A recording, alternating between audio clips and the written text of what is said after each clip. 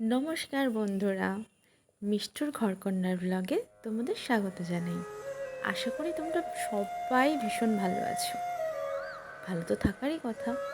মা আসছে যে, ঢাকে কাঠি তো পড়েই গেছে। মা আমাদের 1 বছর পর ঘরে আসছে, তাই প্রকৃতিও ভীষণ সুন্দর লাগছে। চারিদিকে সাজু সাজু রং। শেষ মুহূর্তের প্রস্তুতি চলছে যে, সব জায়গায় প্যান্ডেলে এবং নিজেদের জীবনে কেনাকাটা পুজো বলে কথা।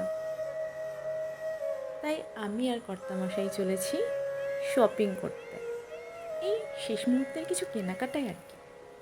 কিন্তু তার আগে যাচ্ছি একটি ছোট্ট পাহাড়ি নদীতে।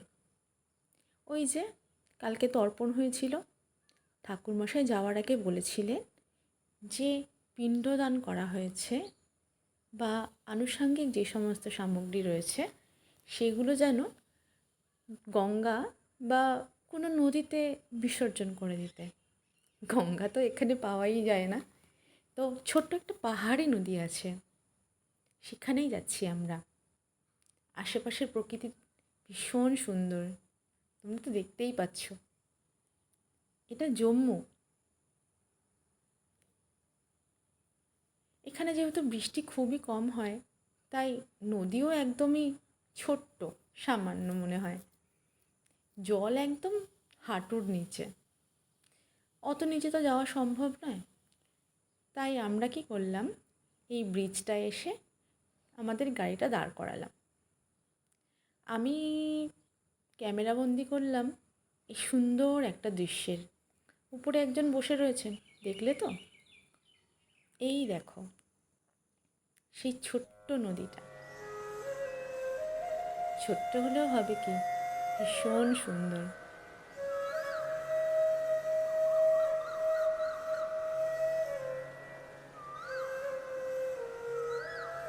আর এই যে পাশ দিয়ে গাড়ি চলে যাচ্ছে, পাহাড়ের গায়ে বেয়ে রাস্তা।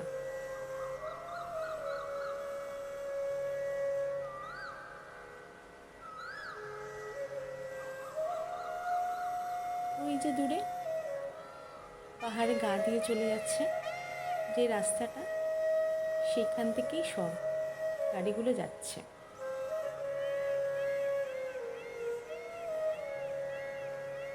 ওই যে ছোট্ট ছোট্ট গাড়ি লাগছে দেখতে, ঠিক যেন খেলনা বাটির গাড়ি।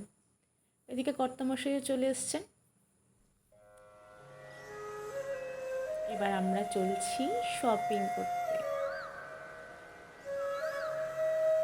এটা শেষ মুহূর্তে কিছু জামা কাপড় বাকি আছে, আত্মীয় স্বজনদের জন্য, কিছু পরিবারের মানুষদের জন্য, প্রিয় মানুষদের জন্য। ইচ্ছে তো হয় বছরে একটা সময় নিজে থেকে কিছু দেই। এই যে চলে এসছি। এবারে ছোট করেই করা হলো। শাড়ি জামা কাপড় যেগুলো, সেগুলো কলকাতা থেকেই কিনবো। আপাতত কিছু চুড়িদার এখান থেকে নেওয়া হয়েছে।